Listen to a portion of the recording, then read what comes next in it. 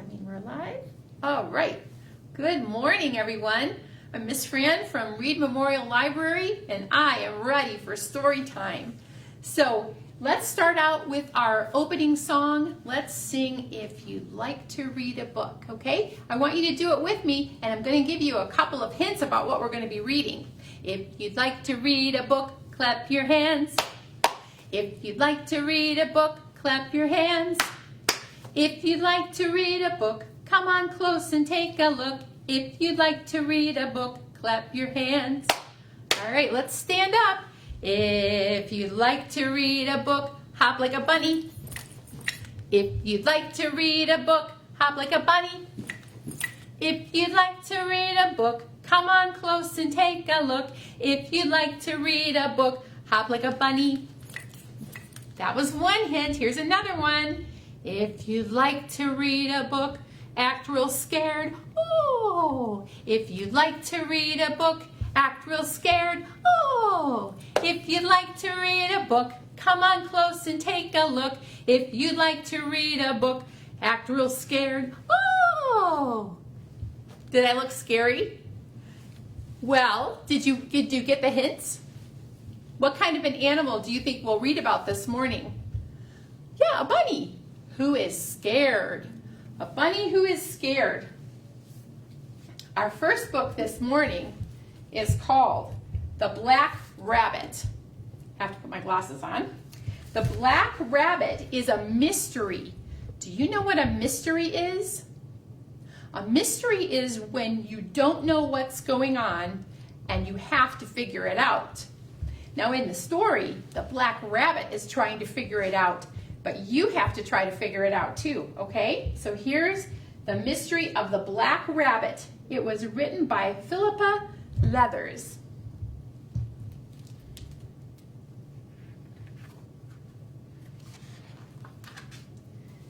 There it is. It's kind of hard. Some of the pictures in this are a little bit small. The Black Rabbit.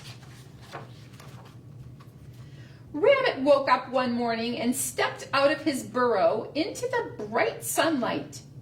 It was a beautiful day.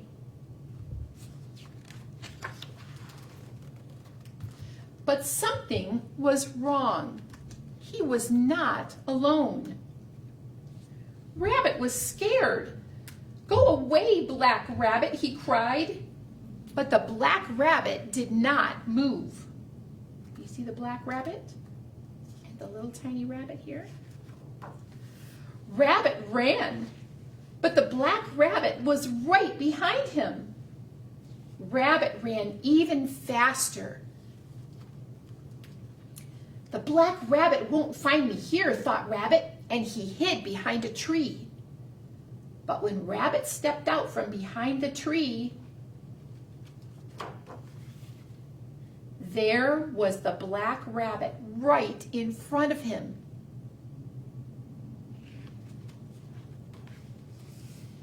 Maybe he is not a good swimmer like me, thought Rabbit, and he jumped into the river and swam to the other side. But as he pulled himself up onto the bank, the Black Rabbit climbed out of the water too.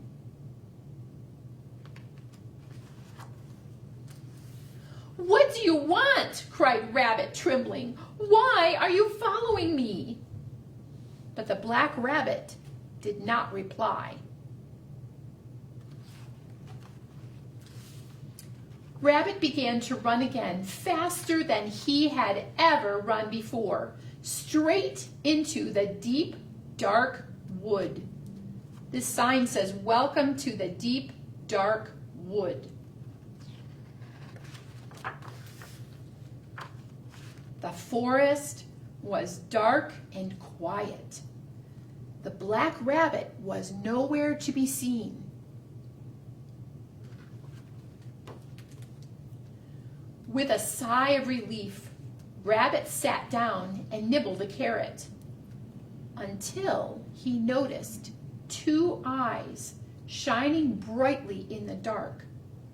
"Oh no," thought Rabbit. "The Black Rabbit has found me." but it was not the black rabbit.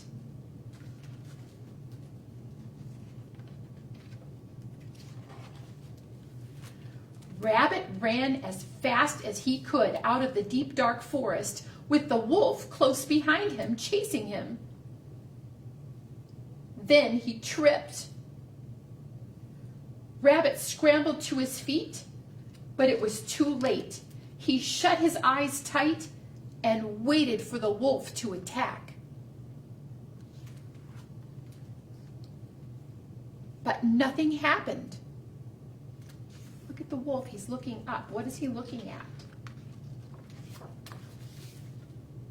Because there, standing in the sunlight behind Rabbit, was the black rabbit.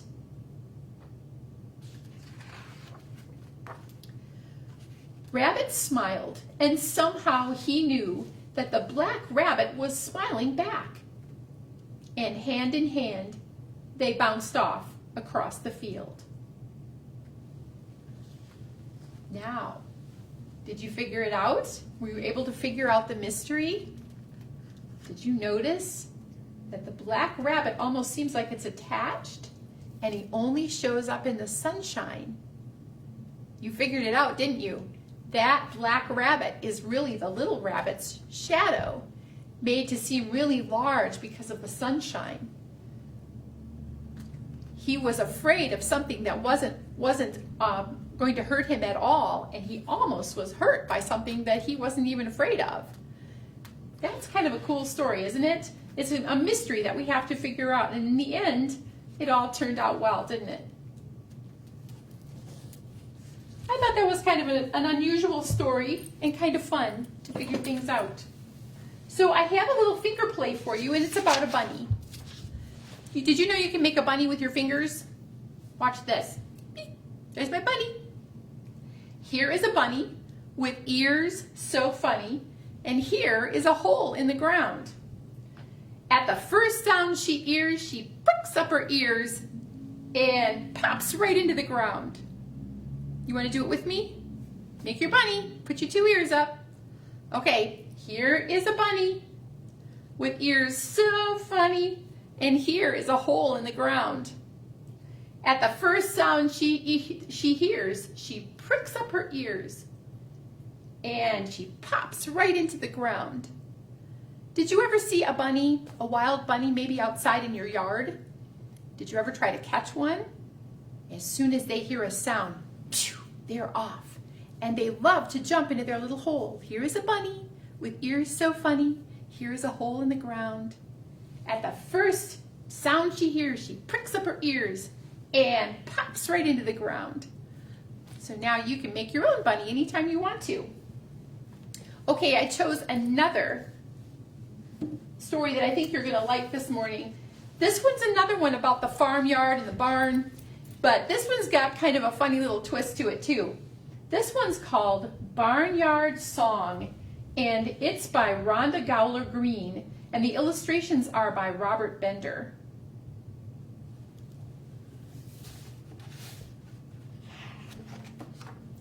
Barnyard Song. What kind of song do you think you would sing at a barnyard?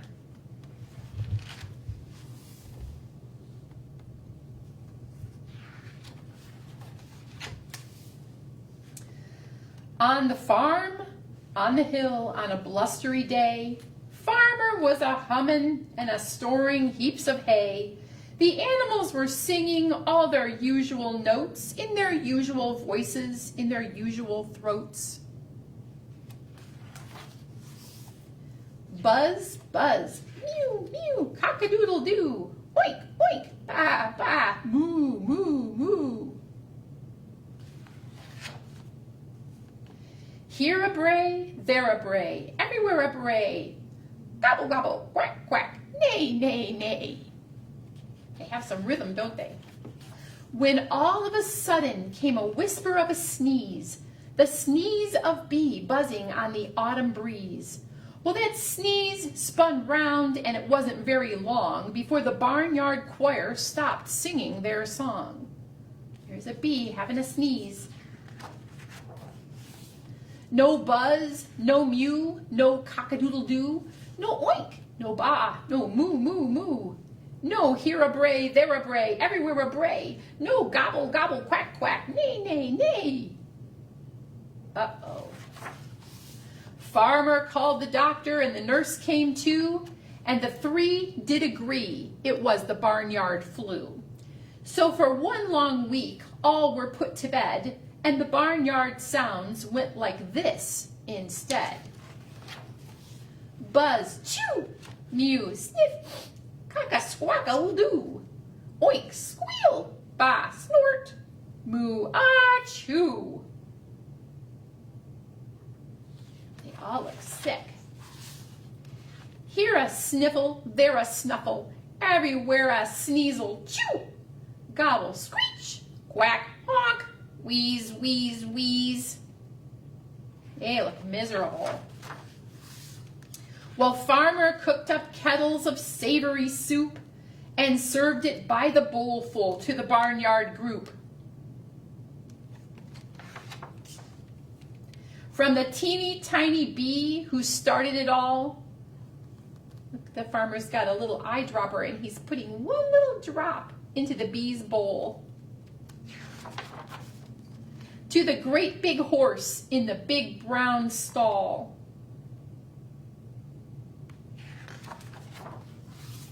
Then early one morning came a happy humming sound.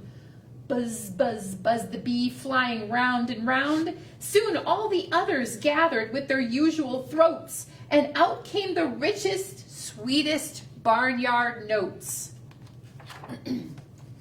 Now bee does buzz, and cat says mew. Rooster crows with a cock-a-doodle-doo. Pig says oink, and all the piglets join in.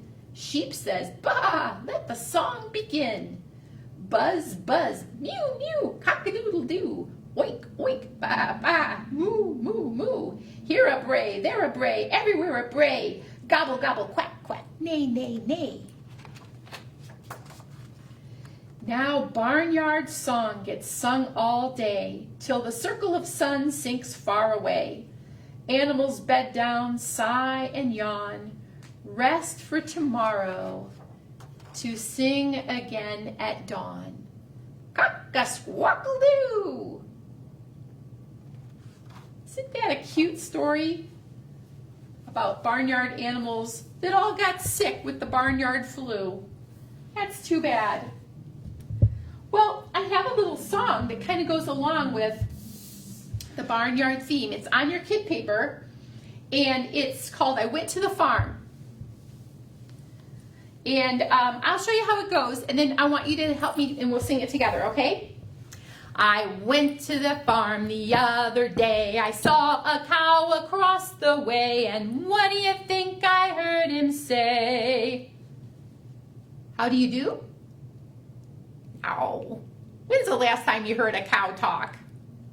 Moo, moo, moo. Did you get it? All right, let's do it together this time. Can you stand up? Everybody stand up. Okay, here we go. We're going to do this like a choir, and I'm going to sing it, and you can sing it with me, and then when it's time for you to say the animal sound, I'm going to point to you, and you'll go moo, moo, moo if it's the cow or whatever animal sound it is. Okay, so here we go. I went to the farm the other day. I saw a cow across the way, and what do you think I heard him say? Did you do it? Moo, moo, moo. Very good. I went to the farm the other day. I saw a pig across the way, and what do you think I heard him say? Oink, oink, oink. Great. I went to the farm the other day. I saw a duck across the way, and what do you think I heard him say? Good. I heard you quacking. I went to the farm the other day. I saw a goose across the way, and what do you think I heard him say? Honk, honk, honk. Very good. I went to the farm the other day. I saw a cat across the way, and what do you think I heard him say? Very good. Here we go, last verse. I went to the farm the other day. I saw a rooster across the way. And what do you think I heard him say? Cock-a-doodle-doo. Very good, choir. Yay! That's a fun song, isn't it? It's always fun when you have a song about the farmyard. So we were listening in that book about animals who are sick. Now, what do you do when you're sick? If you weren't feeling well, you could tell mom or dad or somebody. But if you were really sick, you probably would go to the doctor, right? Well, did you know that animals, like in our book that we had here about the barnyard song, they went to the doctor too after the doctor came to them because they were too big to go to the doctor. And the kind of a doctor that takes care of animals is called a veterinarian. Maybe if you have an animal, you've taken your animal to the veterinarian before. This is a book called Community Helpers Veterinarian, and it was written by Carrie Meister. And you see a cute little kitty cat there playing with a stethoscope because veterinarians use stethoscopes just like doctors do.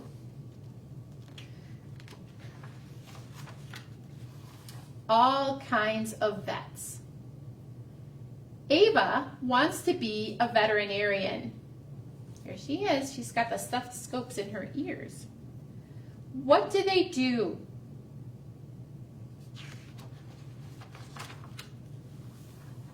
Well, they care for sick animals. Maybe this kitty cat might be sick. Maybe she's been sneezing. And they help animals that are hurt. If you look carefully, this dog, which looks like a dachshund, has a bandage on its leg.